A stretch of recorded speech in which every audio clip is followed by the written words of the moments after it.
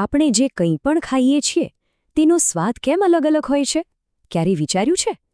તેની પાછળ એક આખું વિજ્ઞાન છુપાયેલું છે. તો ચાલો આજે સ્વાદના આ રસપ્રદ રસાયણશાસ્ત્રને સમજીએ. આ એવા સવાલો છે જે આપણને લગભગ રોજ થતા હોય છે, ખરું ને?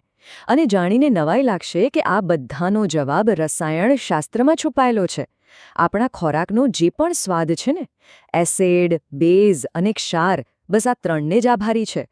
ચાલો આ દુનિયામાં થોડા ઊંડા ઉતરીએ. તો સવાલ એ થાય કે આપણે જાણીએ કઈ રીતે કે કયો પદાર્થ એસિડ છે અને કયો બેઝ? વેલ, એના માટે રસાયણશાસ્ત્રીઓ પાસે કેટલાક ખાસ સાધનો છે. ચાલો એના વિશે જાણીએ. જુઓ, આ સૌથી જૂની અને જાણીતી ટેસ્ટ છે, લિટમસ પેપર. નિયમ બહુ સીધો છે. એસિડ ભૂરા લિટમસ પેપરને લાલ બનાવી દે છે. આને યાદ રાખવા માટે એક મસ્ત ટ્રીક છે. ભૂલા એટલે કે ભૂરું લાલ બને, અને બેઝ એ બિલકુલ એનાથી ઉલટું કરે છે. એ લાલ લિટમસ પેપરને ભૂરું કરી નાખે છે. સિમ્પલ. પણ લિટમસ એકલું નથી. બીજા પણ ઘણા સૂચકો છે, જેમ કે આપણા બધાના રસોડામાં રહેલી હળદર. ક્યારેક કપડા પર હળદરનો ડાઘ પડ્યો હોય અને એના પર સાબુ ઘસો તો શું થાય છે? એ તરત જ લાલ થઈ જાય છે, કેમ કે સાબુ એક બેઝ છે. અને બીજું છે ફિનોલ્ફથેલિન. આ રસાયણ એસિડમાં તો એકદમ પાણી જેવું રંગહીન જ રહે, પણ જેવું તમે એમાં બેઝનું એક ટીપું નાખો કે તરત જ ગુલાબી જાદુ જોવા મળે છે. પણ ખબર છે કે આ ફિનોલ્ફથેલિનનો ઉપયોગ માત્ર લેબમાં જ નથી થતો. એનો એક એવો ઉપયોગ છે જે સાંભળીને કદાચ આશ્ચર્ય થશે. હા, આ જ રસાયણ ભ્રષ્ટાચાર સામે લડવામાં મદદ કરે છે. આખી પ્રક્રિયા એકદમ સ્માર્ટ છે. એન્ટી કરપ્શન બ્યુરોના અધિકારીઓ શું કરે છે? એ લોકો ચલણી નોટો પર દેખાય નહીં એવો ફિનોલ્ફથેલિન પાવડર લગાવી દે છે. હવે જે કોઈ વ્યક્તિ લાંચ લે છે ત્યારે આ પાવડર એના હાથ પર ચોંટી જાય છે. પછી પુરાવા માટે શું કરવાનું? બસ એ શંકાસ્પદ વ્યક્તિના હાથને સોડિયમ કાર્બોનેટ જેવા બેઝિક દ્રાવણમાં ધોવામાં આવે છે, અને બૂમ! જેવું એ પાવડર પાણીના સંપર્કમાં આવે, પાણી તરત જ ગુલાબી થઈ જાય છે. આ રંગીન પુરાવો જ ગુનો સાબિત કરવા માટે કાફી છે. સારું, તો આપણે એ તો જોઈ લીધું કે આ પદાર્થોને ઓળખવા કેવી રીતે. પણ હવે મોટો સવાલ એ છે કે તેઓ આવું વર્તન કરે છે શા માટે? એસિડ કેમ એસિડ જેવું વર્તે છે અને બેઝ કેમ બેઝ જેવું? આનો જવાબ એમની અંતરની રાસાયણિક બનાવટમાં છુપાયેલો છે. આ સવાલનો જવાબ શોધવાની શરૂઆત આર્હેનિયસ નામના વૈજ્ઞાનિકે કરી હતી. એમનો સિદ્ધાંત બહુ સરળ હતો. જે પદાર્થ પાણીમાં ઓગળીને હાઇડ્રોજન આયન એટલે કે H+ છૂટો પાડે એ એસિડ, અને જે હાઇડ્રોક્સાઇડ આયન એટલે કે OH- છૂટો પાડે એ બેઝ. આ એક સારી શરૂઆત હતી, પણ આ થિયરી બધી જગ્યાએ કામ નહોતી કરતી. એની કેટલીક મર્યાદાઓ હતી. પછી આવ્યા બ્રોન્સ્ટેડ અને લાઉરી. એમણે આખી વાતને એક નવા અને વધુ સારા દૃષ્ટિકોણથી સમજાવી. એમણે કહ્યું કે વાત માત્ર પાણીમાં ઓગળવાની નથી. એમણે એક વ્યાપક વ્યાખ્યા આપી. એસિડ એટલે એવો પદાર્થ જે પ્રોટોન એટલે કે H+ આયન દાન કરે છે, એક દાતા.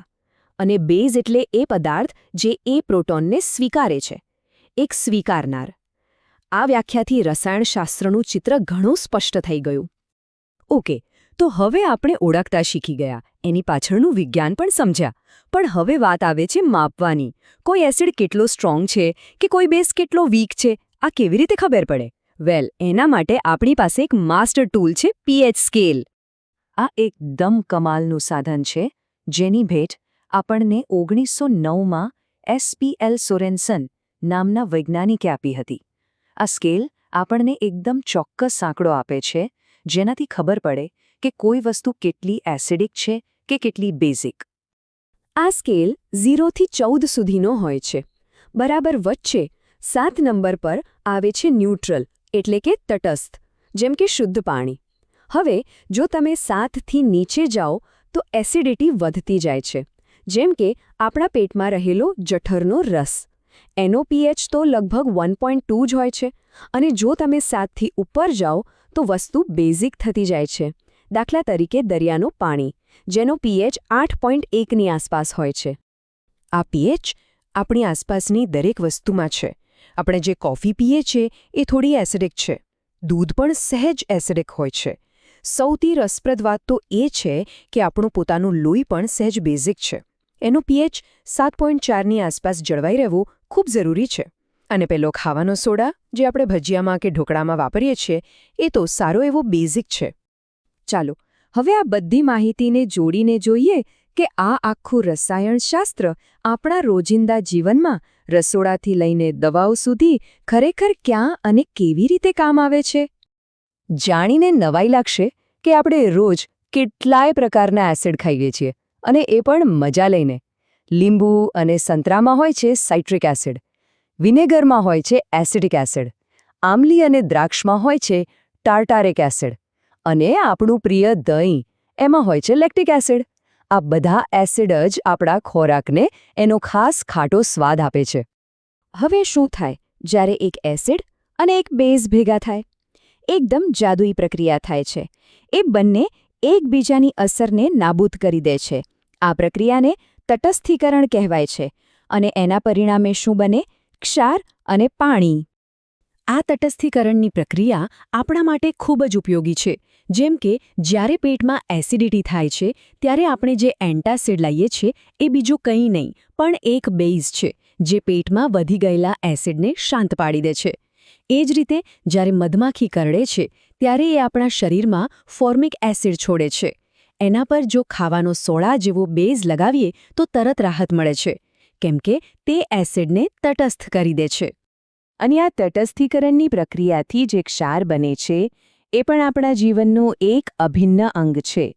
આપણે જે ખાવાનું મીઠું વાપરીએ છીએ એટલે કે સોડિયમ ક્લોરાઇડ એ એક ક્ષાર છે. ખાવાનો સોડા, ધોવાનો સોડા અને મકાન બાંધકામમાં વપરાતું જીપ્સમ આ બધું જ ક્ષારના અલગ અલગ સ્વરૂપો છે.